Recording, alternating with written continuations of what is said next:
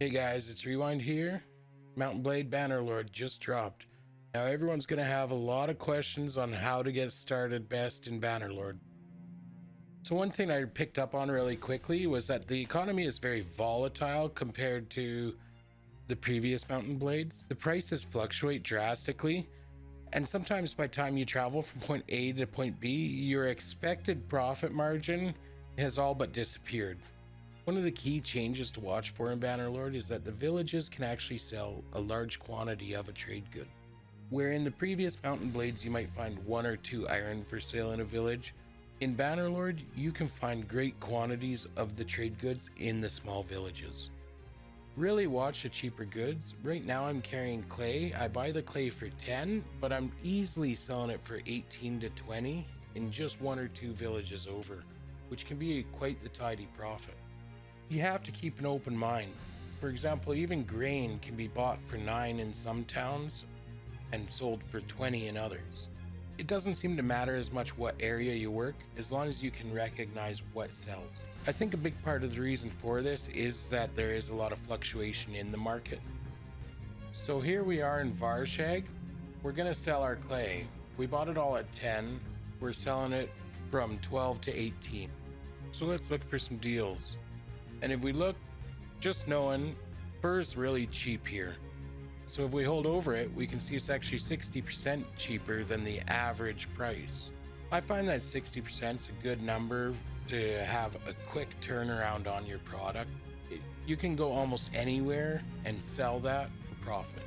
My goal is to keep my inventory in a constant rollover so that I'm always turning a little bit of profit here and there as opposed to going for that one big score. If you hold over this arrow, you can see trade rumors.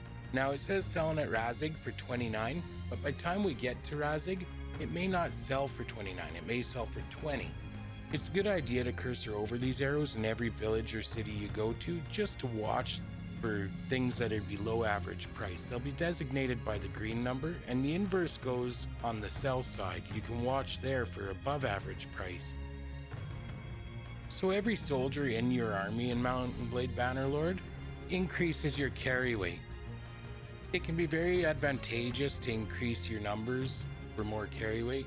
However, you got to take into consideration the food that they're going to eat on the travels, as well as your map movement speed decreases with more soldiers.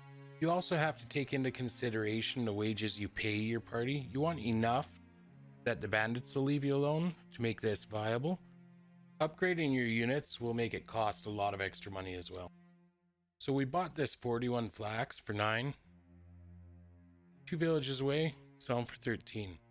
That's not the most profit. I understand that's 164 dinar, but it took us a day to travel and it's paid for 4 days of wages. You also got to consider that it's not the only product we're carrying. I only bought it because at 9, you know, you can make a profit almost anywhere, and I had the room to carry it this way anyway. Here we find hardwood for 10, which is 60% below the average price. Another thing to really take note of is that when you're selling in a village, the price doesn't drop as you sell. So if they're offering you 13 for something, they'll offer that through the whole 100 you sell. Whereas in a city, you got something like fur. If I sell 10 of these fur, the price may drop to 60 or even 50 per fur. Much like its predecessor, the economy does feel zoned. So if iron's cheap in a city, it's probably also cheap in all the villages directly around it. You may have to travel a short ways to find an area where it starts to sell again at a good price.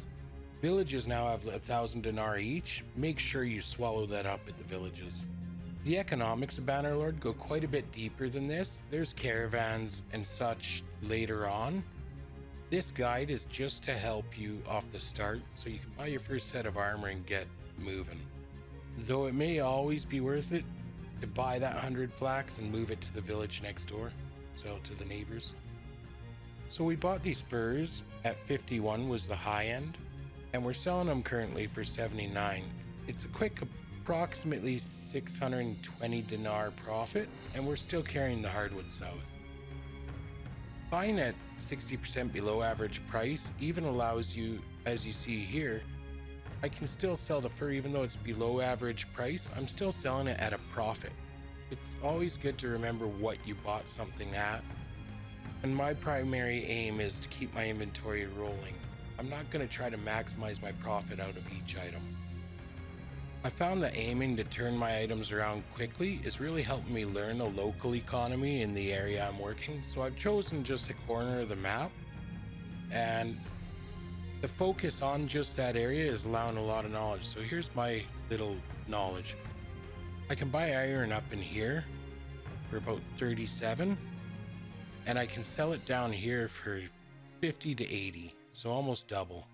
And up in Pencannock, that's my big money maker. If you buy clay up here, you can buy it for 10, and you can very rapidly find enough villages to double your money on it. You won't get super rich off doing this, but I did accumulate about 15k in about an hour of just running trade route. I hope you guys enjoyed this. The game looks awesome. It's feeling good. Combat's fun. I'm going to be playing a lot of this, and I'm going to pour through those economics pretty heavy over the first couple weeks. Please share your knowledge down in the comments below. And please subscribe for future videos. Thank you guys. I hope you enjoyed this, and I hope you got something useful out of it. Until next time, all the love, Rewind.